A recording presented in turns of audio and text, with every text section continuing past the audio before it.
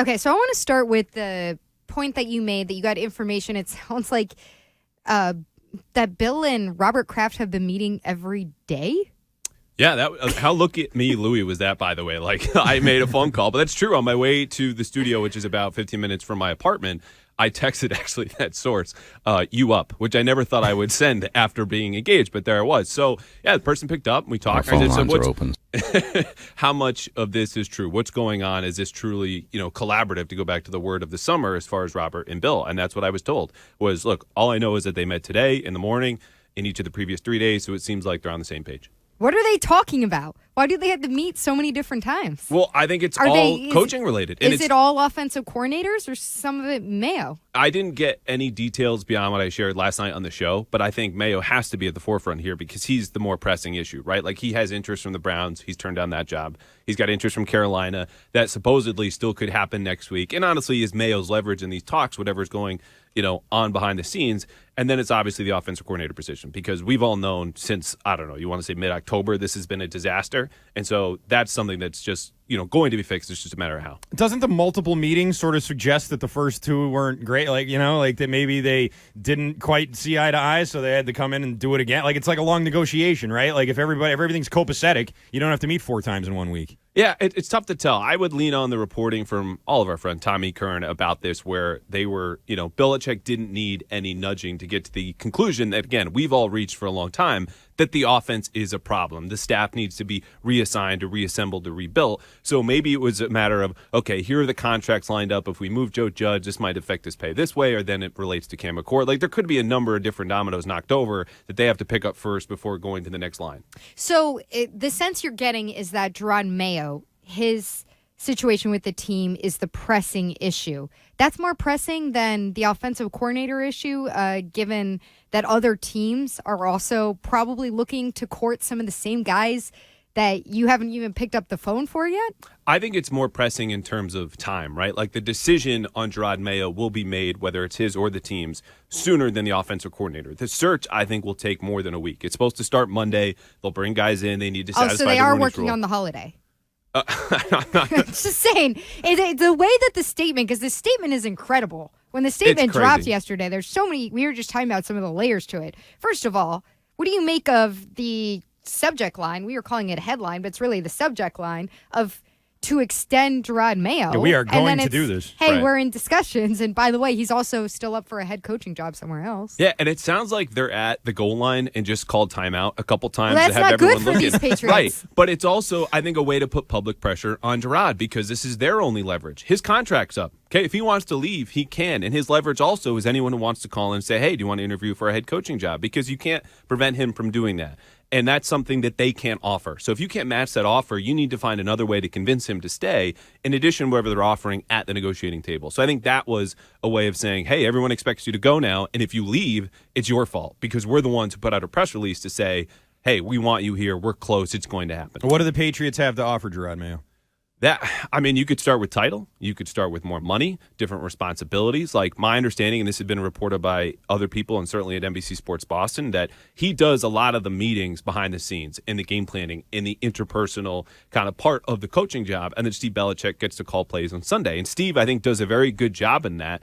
And they were supposedly offered to be co-defensive coordinators. Jerod turned that down. So I think for him, do you just get acknowledged for that work? Do you get more of it? Do you get to call plays? I think a lot of those are on the table. What they've decided on, though, or are close to deciding, I don't know.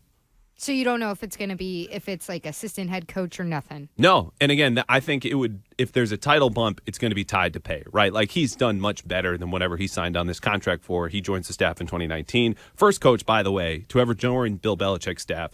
Never had a year coaching in the NFL or college or in his system. So he was already the fastest rising assistant under Belichick, and that's continued. And I have to think he'll get a pay bump in addition to whatever else they're going to try to offer. So I'm interested in you saying that they're leveraging their position with Jerod by wording the statement that they put out here this way, by putting out the statement that they're, in discussions.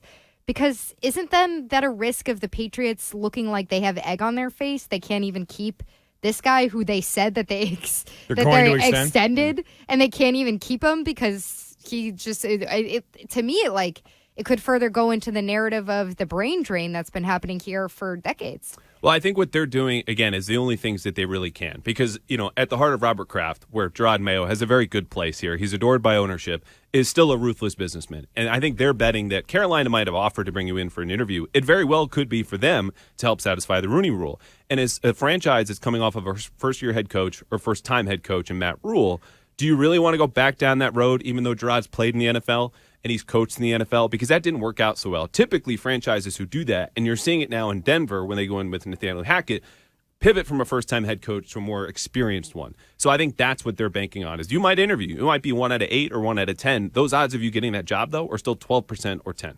There was a tweet from Mike Giardi that said a influential voice in upper management wants Bill O'Brien, and also there's people in the organization who feel the wide receiver room needs a real upgrade. Any idea who those influential upper management voices may be? Did you say Mike Giardi? I never heard of that guy. Love Mike. My guess as Mego, I heard earlier, guess Jonathan. I think that would it's be like a 50-50 guess. Right.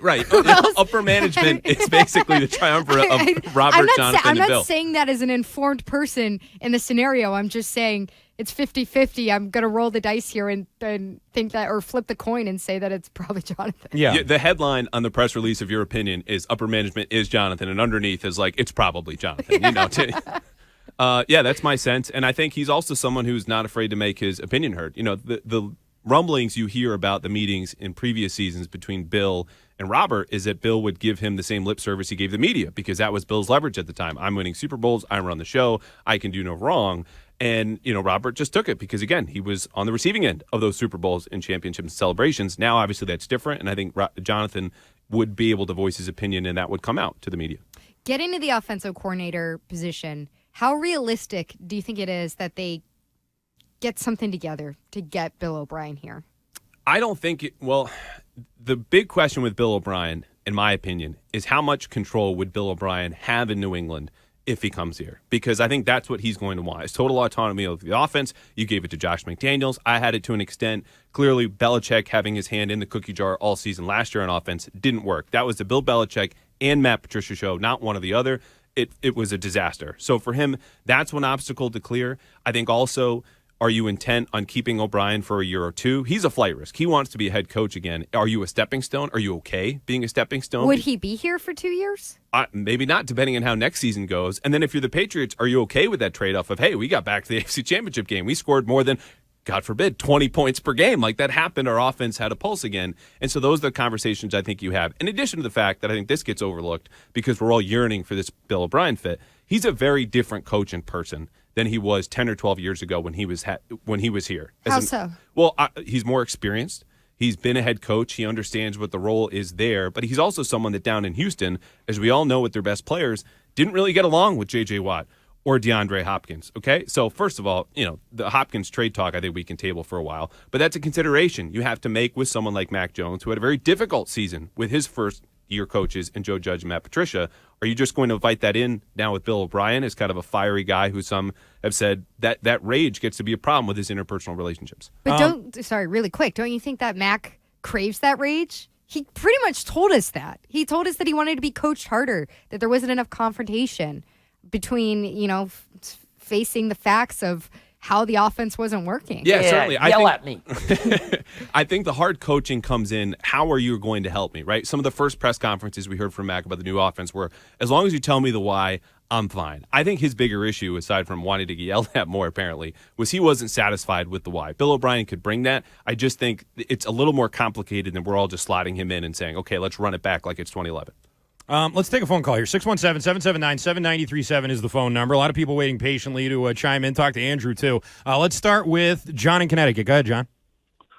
Hi, how's everybody doing today? Doing good, John. What's up? With all of this search talk and everything going on, as I told you, producer, I believe this goes all the way back to when Josh McDaniels had basically had the handshake with Indianapolis, ready to roll, ready to move on, the 11th hour with Kraft. They made him a promise that he'd be much more involved with Bill, with potential head coach potential, and you'll be involved in the draft and all of this stuff. With none of it happening, Josh moves on again. Anybody who's been around this team, may it be anybody who's left as far as coach and stuff, they're not stupid. They've watched this stuff. I don't want to call Kraft and Belichick fraud. I don't. That's a tough call. But what I will say is, anybody who's been watching this, and I don't mean us as fans, knows the operation and what's going on. I heard there's a little bit of a rift between Belichick and Jonathan, that he doesn't want to listen to him.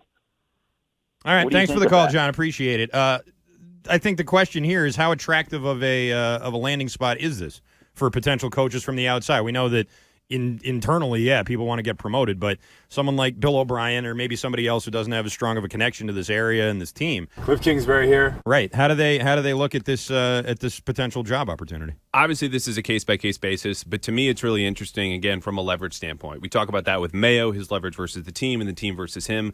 Bill O'Brien and Kliff Kingsbury right now, at least O'Brien's case, his contract reportedly is up at Alabama, don't have a job. So that's a strength in leverage for the Patriots. If you're then approaching someone who's currently an offensive coordinator with another team and say, hey, do you want to come work for Bill Belichick? They go, I have that gig right now. You may or may not have autonomy or play calling. It depends on the team, but that's probably not a conversation you want to have. So you're limited to either people who don't have a lot of leverage currently in their career situations and want to get back to wherever they want to go, in their case is being a head coach, or assistants who have not been offensive coordinators or currently position coaches elsewhere and say, hey, this is your way up. Come through New England, learn, coach with us. But I don't know if that's something Belichick wants to do. So that's where I think it gets interesting. If do they want to commit to Belichick having it his way through assistant X, or a new guy to come in with a system and do it system Y? Interesting.